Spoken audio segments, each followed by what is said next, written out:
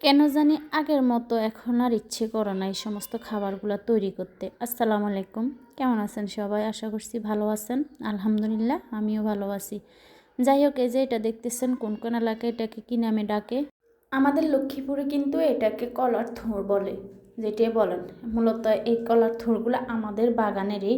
আমার ছেলে আর আমাদের বাড়িতে একটা ছেলে থাকে, ওকে দিয়ে আমার ছেলে এগুলা পাড়াইছে গাছ থেকে। ওর নাকি ইচ্ছা করতেছে এগুলা বানিয়ে খাওয়ার জন্য।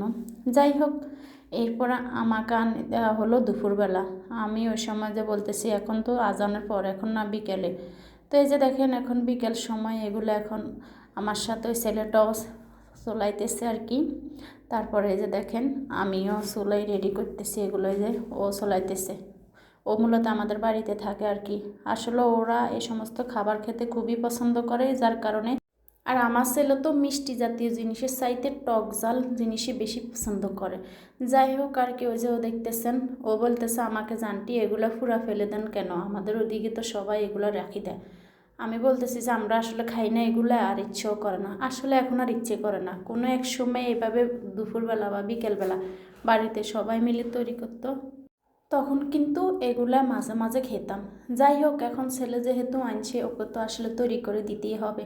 এরপর আমি এগুলার সুন্দর করে চলে আনি ধুয়ে। এরপরে যে দেখেন এখন এগুলোকে খুবই পাতলা পাতলা করে ছোট ছোট করে এভাবে নিতেছি আর কি, বটি দিয়ে কেটে আর কি। আসলে এগুলো এইভাবেই কাটে। এইভাবে কাটলে কি হবে জানেন? এভাবে কাটলে কিন্তু সুন্দর করে মাখাতে অনেক সুবিধা হবে, যার কারণে এইভাবে নিতেছি আর কি।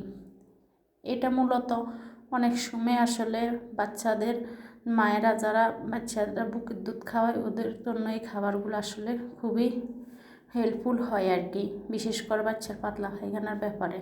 এরপরে এই যে দেখেন আমার এগুলো রেডি। এখন এখানে আচার, বাটা মরিচ আর লবণ নিলাম।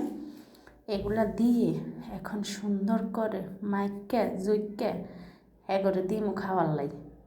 আর কি করি, আমি একটু খাইছি, যে টেস্ট হয়েছে কি না, অনেক দিন পরে খাওয়া আর কি, সচরাচর খাই না তো এই কারণে।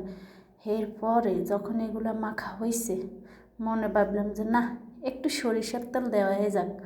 তারপরে একটু সরিষার তেল দিয়ে আবারও মাইকে জুইকে সুন্দর করে নিতেছি।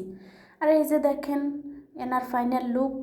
এরপরে আমার ছেলেকে এই যে দিলাম, ওনারা বাটি মেরে খাওয়াও শেষ পর্যায়ে। দেখেন ওরা তিনটা মিলি, আমি একটু খেলাম।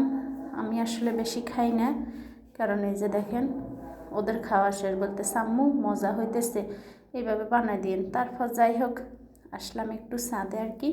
এখানে দেখতেছি যে সুপারি শুকাইতেছে। আসলে এগুলো আমাদের গাছের সুপারি। আমি মূলত আসলাম কবুতরের বাচ্চা আছে কি না এখানে দেখার জন্য আর কি। যাই হোক